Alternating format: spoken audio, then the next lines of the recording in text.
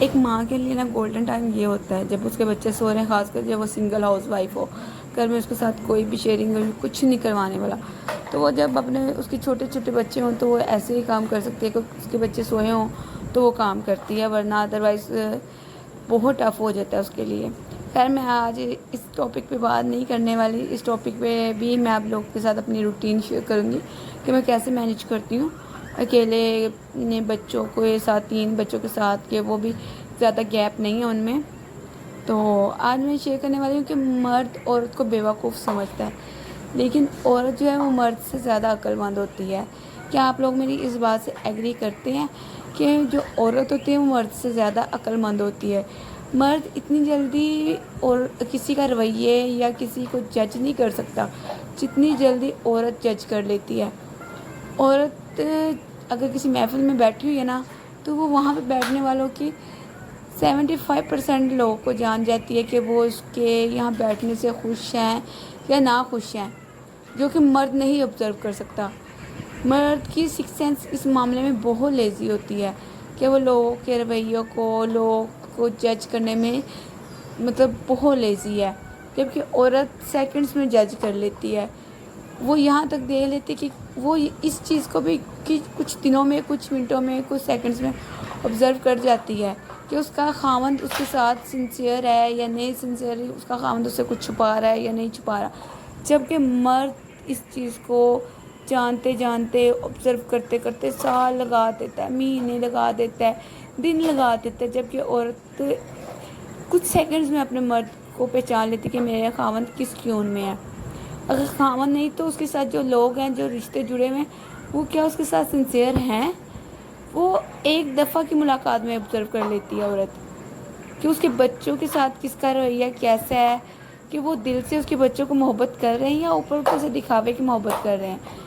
عورت اس معاملے میں بہت عقل مند ہے، جبکہ مرد کی نظر میں عورت کی جو عقل ہے گھٹنوں میں ہے۔ اور اگر دیکھا جائے نا اس معاملے میں عورت کی سکس سینس بہت تیز ہے، اور اگر عورت سمجھدار ہو زیادہ تو وہ اپنے خاوند کو کبھی بھی کسی کے نیچے نہیں لگنے دے گی، وہ اپنے خاوند کو ہمیشہ اچھا مشورہ دے گی، وہ اپنے خاوند کو ہر بندے کے رویوں سے آگاہ کرے گی، لیکن وہ اپنے خاوند کو سچ یہ بھی کہے گی کہ تم نے لوگوں کو کیسے لے کے چلنا ہے، کیسے نہیں لے کے چلنا۔ میرے خیال میں ایک اچھی عورت وہی ہوتی ہے جو ہر چیز کو ایک طریقے سے، ایک سمجھ سے لے کے چلے۔ یہاں پہ اگر بات کی جائے نا تو ہم لڑکیاں ہوتی ہیں جی لو میرج کروا لیا ہے تو بس جی بات ختم، یا ارینج میرج ہو گئی ہے تو بس ٹھیک ہے، سسرال یہ ساتھ ہیں یا نہیں، سسرال والے ساتھ رہیں یا نہ رہیں، وہ اگر آپ کے ساتھ نہیں بھی رہتے نا ان سے آپ کا تعلق رہتا ہے، وہ چاہے لڑکی کے ماں باپ ہے چاہے لڑکے کے ماں باپ ہے، ان سے تعلق کبھی ختم نہیں ہوتا۔ اگر لڑکا لڑکی کے ماں باپ کو نہیں نا اچھا سمجھ رہا، لڑکی یہ بات آبزرو کر لے گی، لیکن میرے خیال میں عقل مند لڑکی وہ ہوگی جو اس مرد کی رویے کا جواب، کہ وہ اس کے ماں باپ کے ساتھ اگر ٹھیک نہیں ہے تو وہ ایسا نہیں کرے گی کہ وہ بھی اس کے ماں باپ کا وہی رویہ اپنائے گی، وہ بلکہ اس کے ماں باپ کے ساتھ دگنا اچھا رویہ کرے گی اور اس کو شیم لیس کرے گی کہ بھائی دیکھ تو نے میرے ماں باپ کی عزت نہیں کی، میں پھر بھی تیرے ماں باپ کی عزت کر رہی ہوں۔ اگر تو وہ ہوا ہے وہ صحیح مرد، نسلی مرد جس کو کہتے ہیں، تو وہ اس بات کو سمجھے گا اور لڑکی کے ماں باپ کی عزت کرے گا۔ اور اگر ہوا نا مرد، بغیرت مرد جس کو کہا جاتا ہے، وہ اپنی انا میں رہے گا، وہ اپنے سسرالیوں کو کچھ نہیں سمجھے گا۔ اور ایسے ہی عورت کے بارے میں کہا جاتا ہے اگر تو عورت سمجھدار ہے نا، عقل مند ہے، خاندانی ہے، تو وہ اپنے سسرال سے ٹھیک ہے، میں یہ نہیں کہتی سسرالی سب کے ہی بہت اچھے ہوتے ہیں، سب کے بہت برے ہوتے ہیں، سب کے 50% اچھے ہوتے ہیں، 50% برے ہوتے ہیں۔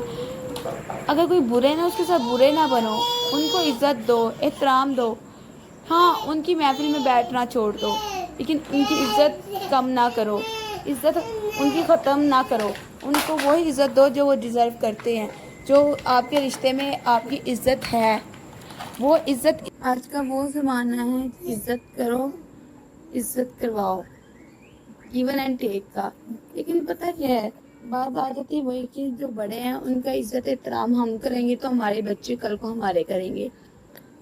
اگر آپ اپنے بچوں کے سامنے اپنے سسرالی کو برا کہتے ہو نا یا مائکے کو برا کہتے تو وہ آپ کے نہ سسرالی کی عزت کرتے نہ مائکے کی. تو میرے خیال میں ہمیں چاہیے کہ ہم اپنے بچوں کو اچھا سکھائیں. وہ تو نصیبوں کے کھیل ہوتے ہیں نا کہ کسی کو اچھا مل گیا کسی کو برا مل گیا. تو ہم اللہ کے ساتھ شکوے شکایتیں کر لیتے ہیں نا, تو اللہ ہمارے جو حق میں ہوگا وہ بہتر کرے گا. تو ہم لوگوں کے ساتھ کیوں لڑیں جھگڑیں یا جنگیں کریں, کیونکہ اللہ نے جو ہمارے نصیب میں دی تھی وہ ملنا تو ملنا ہے. اور دوسری بات یہ ہے کہ دعا سے ہر چیز بدلی جا سکتی ہے. ہم لوگوں کے رویوں کو لے کے اپنے آپ کو ڈسہارٹ کیوں کریں, کیوں پریشان کریں. بھائی جو جیسا اس نے ویسا ہی رویہ کرنا تو ہم اس کے لیے اپنے آپ کو اذیت دینا شروع کر دیں. نہیں, کیونکہ اگر آپ کسی کے ساتھ لڑو گے تو اس میں بھی آپ کی انرجی ویسٹ ہوگی. حسد کرو گے تب بھی, غصہ کرو گے تب بھی.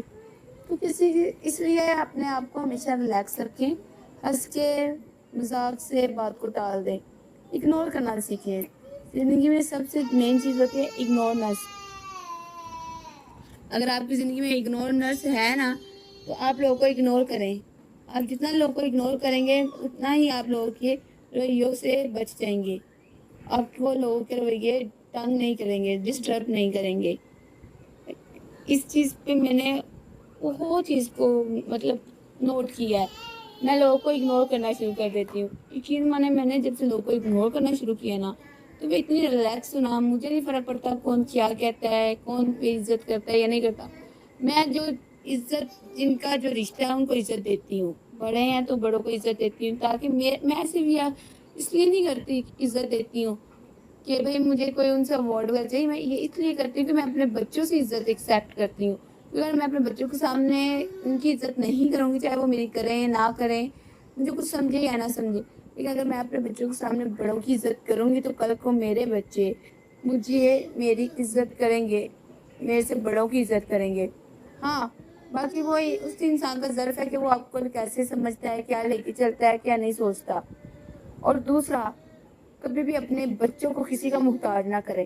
آپ جب اپنے بچوں کو دوسروں کا محتاج کرتے ہیں نا تو آپ کے بچے نا تو پھر صرف وہی چیز سیکھتے ہیں جو آپ کے بچے کو دوسرے لوگ سکھاتے ہیں.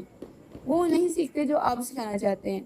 کیوں کہ بچے آپ کے رہتے ہی نہیں ہیں, وہ دوسرے کے رحم و کرم پہ پلنے لگ جاتے ہیں. تو اس لیے نا اپنے بچوں کو ہمیشہ اپنے ہاتھوں میں رکھیں.